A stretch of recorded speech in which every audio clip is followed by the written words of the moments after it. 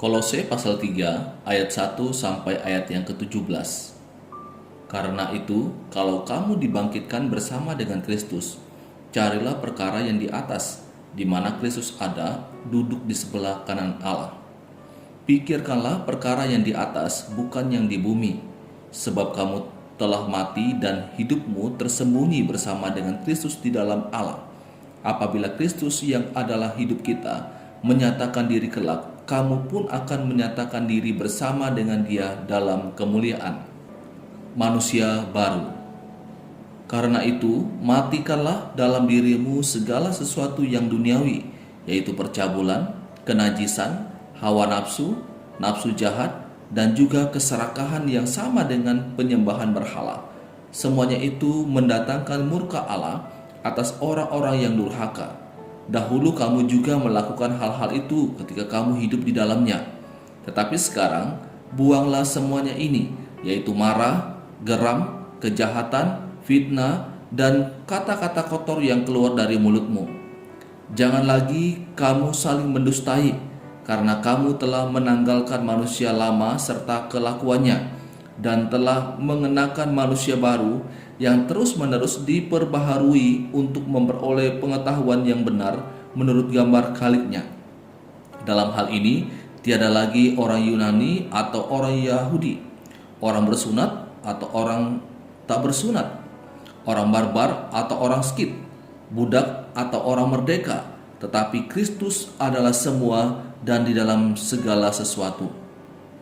Karena itu, sebagai orang-orang pilihan Allah yang dikuduskan dan dikasihinya, kenakanlah belas kasihan, kemurahan, kerendahan hati, kelemah lembutan dan kesabaran. Sabarlah kamu seorang terhadap yang lain, dan ampunilah seorang akan yang lain apabila yang seorang menaruh dendam terhadap yang lain. Sama seperti Tuhan telah mengampuni kamu, kamu perbuat jugalah demikian. Dan di atas semuanya itu, kenakanlah kasih sebagai pengikat yang mempersatukan dan menyempurnakan.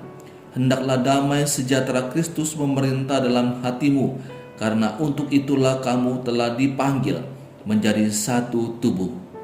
Dan bersyukurlah.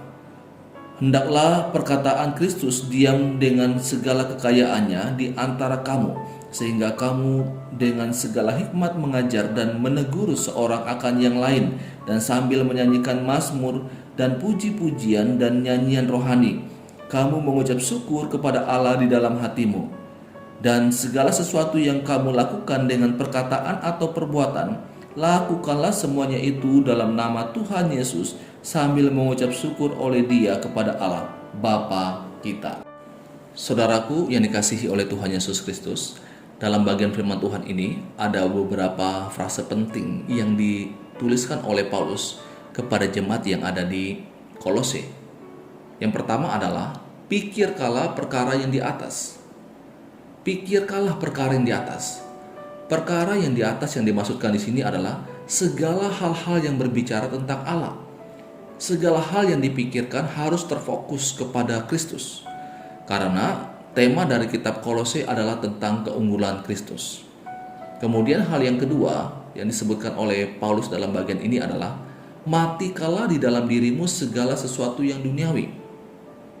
Paulus dengan tegas mengatakan matikalah, atau dengan bahasa lain bunuhlah, jangan beri ampun.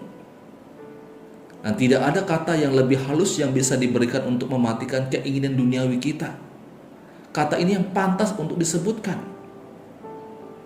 Mengapa demikian? Bapak Ibu Saudara, pencobaan itu bagaikan bayi ular.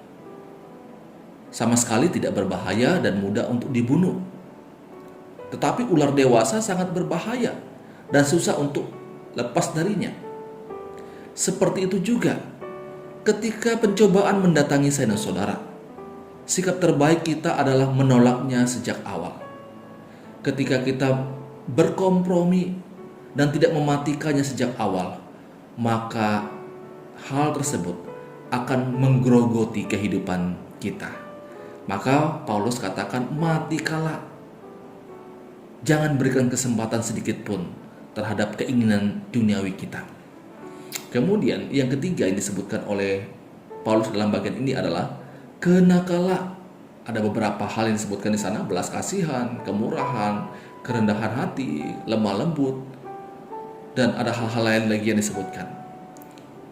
Jadi dalam bagian ini Paulus mau menyampaikan bahwa bukan hanya kita memikirkan perkara-perkara yang di atas, bukan hanya kemudian mematikan hal-hal yang duniawi dalam diri kita, tetapi ada suatu tindakan yang harus dilakukan setelah itu, yaitu melakukan hal-hal yang baik, melakukan hal-hal yang memuliakan Allah. Saudaraku yang dikasihi oleh Tuhan Yesus Kristus, mari saya dan saudara kita belajar untuk memikirkan segala perkara-perkara yang di atas, hal-hal yang berbicara tentang Allah. Mari kita memfokuskan segala pikiran kita kepada Kristus. Dan mari kita terus memohon pertolongan Tuhan akan memampukan kita mematikan keinginan-keinginan daging dalam diri kita. Jangan pernah memberikan kesempatan sedikit pun terhadap keinginan daging kita.